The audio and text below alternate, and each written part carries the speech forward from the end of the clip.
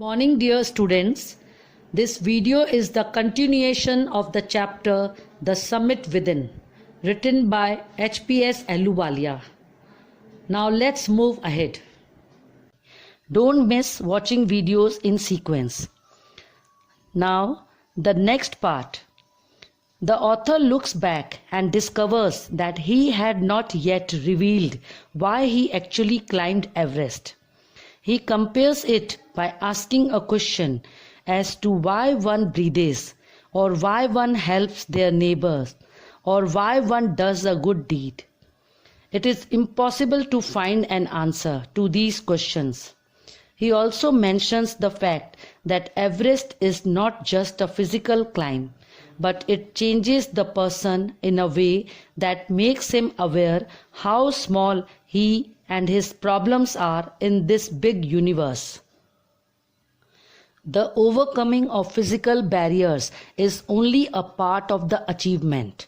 There is a lot more to it, like sense of fulfillment, the satisfying urge to rise above the current situation.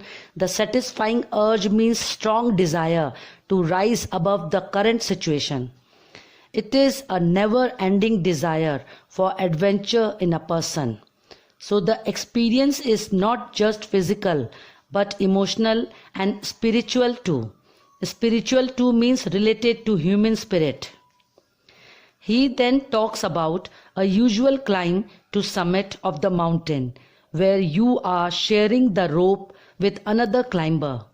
As you make yourself firm, the another moves ahead as he cuts the hard ice with his feet, only to further fix the rope to help you, to move you an inch ahead. It is the difficult climb that puts pressure on every nerve as you take a step forward. He mentions how it has been recorded by some famous climbers that they took help from each other while climbing the mountain.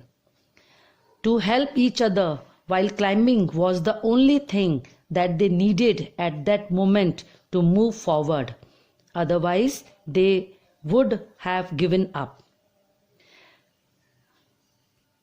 It is very difficult to breathe at such high altitude and cold temperatures. It is so difficult to climb that you curse yourself for taking decision to climb, and you start questioning why you undertook it at all. You start blaming yourself why you started the task of climbing. There are moments that you feel of going back. Then you are out of that mood to go back. You feel something in yourself that does not let you give up, and you move on.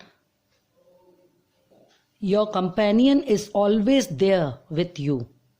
You and your companion both look at each other, and you both motivate each other.